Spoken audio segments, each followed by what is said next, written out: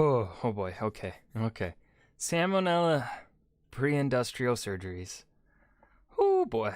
All right, guys. All right. Oh gosh. This one's gonna be gross. Pre-industrial surgeries were fucking rough. Most likely it would be, I think, by the blacksmith.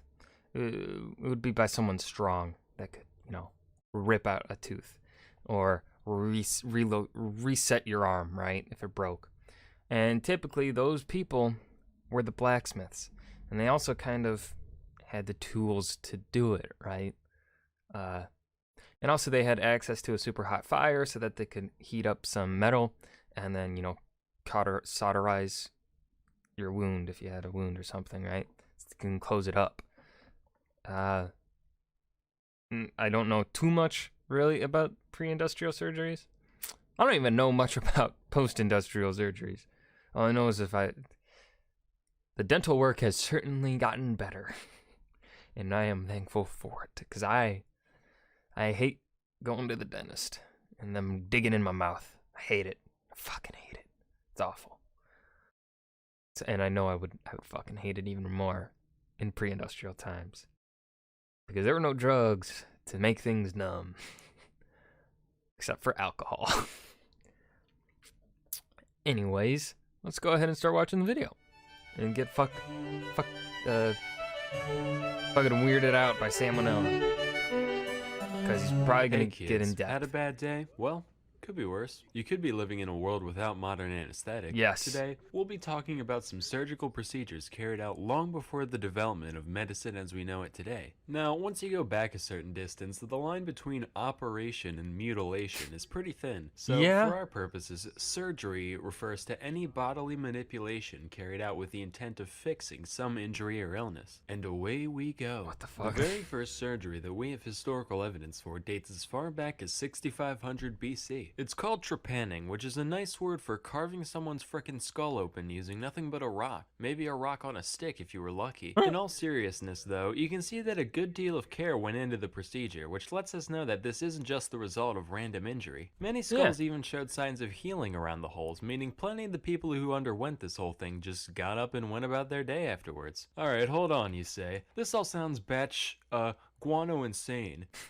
No way this was that common of an occurrence. Well, friend, if you've been watching this channel long enough, you should know that if you give human beings the benefit of the doubt, chances are they'll prove you wrong. In fact, so far, over 1,500 trepanned skulls have been dug up all across the globe, from Europe to China and even the Americas. This means that between 5 and 10% of all skulls that we've found from the Neolithic period have had at least one man-made hole scraped into them. To put it this way, based on that data, there's a greater probability of someone born in the late Stone Age having their brain matter exposed by some shaman with a chunk of flint than someone born in the USA being a redhead. To this day, nobody really knows. No fucking way. Isn't statistics weird as fuck? Yo, that's wild. Knows why this was such a common practice, but most theories tend to revolve around the idea of releasing some kind of dark supernatural force from the patient. Man, I'm getting real sick of all these evil entities infecting our minds and bodies. Huh, you can say that again. I tell you, I need these demons like I need a hole in the head. No, wait. Fast forward to 600 BC. Over in India, there lived a guy called Maharshi. No, wait. Fast forward to 600 BC. Didn't feel like doing a trace. This is close enough. That's pretty good. That's a pretty good India. Over in India, there lived a guy called Maharshi Susruta. Now, this guy was a... How to remove a hangnail without... Why make your pee-pee smell? House inbred or just weird other...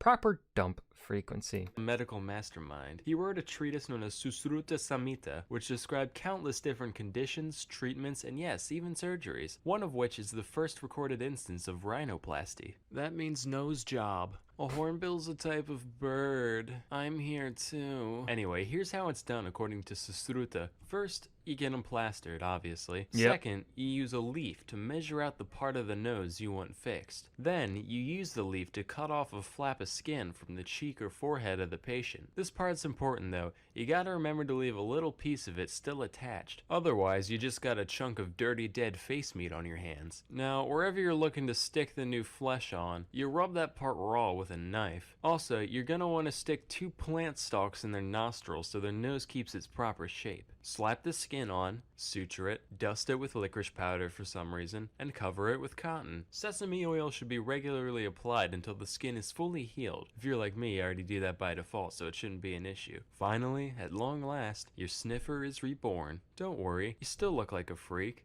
just slightly less so. Moving on. What the fuck?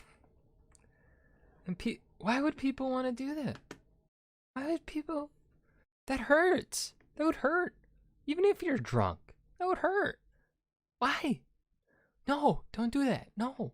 Our next surgery took place in 10th century Spain on Sancho I of Leon, otherwise known as Sancho the Fat. Aw, Now, normally man. back in the day, having some meat on your bones was a sign of wealth and power and all that, but this guy was like TLC documentary tier, Oh, to no. the point where he could hardly function as a human being. So his constituents said, "Greetings, your thickness. Yeah, you can't be king anymore Fuck. on account of you keep breaking every horse we give you, and nobody wants to wash between your accordion-like neck folds no more." After his adipose got him deposed, Sancho decided to seek medical help for his condition, under the oversight of well-reputed physician Hasdai ibn Shaprut, which is an anagram for paintbrush aids. Now, if there's one thing that medieval man understood, it's practicality. Lap band, gastric bypass, belly balloon, these all exist to help people who don't have the self-control to stop eating so much on their own. But Dr. Shaprut didn't believe in beating around the bush. He said, well, why don't we just stop the patient from shoving food into his own greasy maw in the first place? And decided to just up and stitch the dude's lips together. Oh. After the operation, the only nutrients that Sancho received came through a straw, in the form of a mixture known as thoriaca, which was a complex blend of several herbs, fruits, and seeds, including opium. It was basically the closest thing you could find to lean at the time, and lean he became, losing around half his weight before ascending to the throne once more. So this is the part of the video where I pander to the desires of the audience. If there's one thing I know you internet people can't get enough of, it's things going inside people's eyeballs. No. Let's talk about cataract surgery. The art of dealing with people's clouded lenses has been around for millennia, believe it or not. That Susruta guy from earlier actually talked about the most common procedure for cataracts for most of civilized history, which is known as the couching method. Couching is done by taking a sharp object like a needle or a thorn and ever so gently stabbing their eye hole at weird angles until the lens moves out of the way. No lasers, no sedatives, no paralytics, just a rusty old pin and some elbow grease, the way God intended. The majority of the time, this operation didn't work, usually just damaging the already blind eye irreparably. Shocker, right? And even if it did go as planned, you still, didn't have a lens in your eye, so you essentially went from, I can't tell if I'm dead or not, to, ah yes, it is quite yellow out today. By God. Something moved somewhere. A slightly more refined version of this operation is the suction method, which dates back to at least the 10th century AD, if not older. This procedure is described as requiring, quote, a large incision in the eye, a hollow needle, and an assistant with an extraordinary lung capacity. Though this reads like the setup to the world's most horrifying party trick, it's actually the bare minimum number of tools needed to completely extract the lens from the eye. In case you didn't pick up on how, here's a diagram.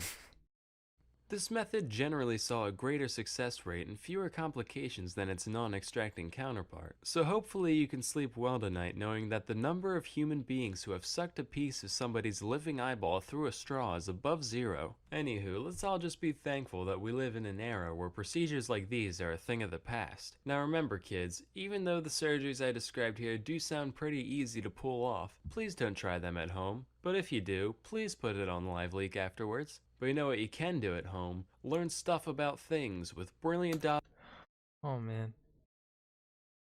Oh.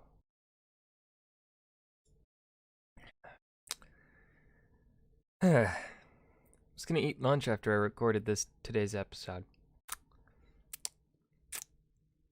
No, now I don't wanna. Now I don't wanna eat. Oh fuck. Well, thank you for watching. I did not enjoy this. I'm grossed out. I hope you guys did though, you sadistic fucks. Anyways, I'll see you guys in the next episode or video. Words are hard. Anyways, thank you for watching. Remember to hit that like button and subscribe for more. See you guys in the next one. Thank you.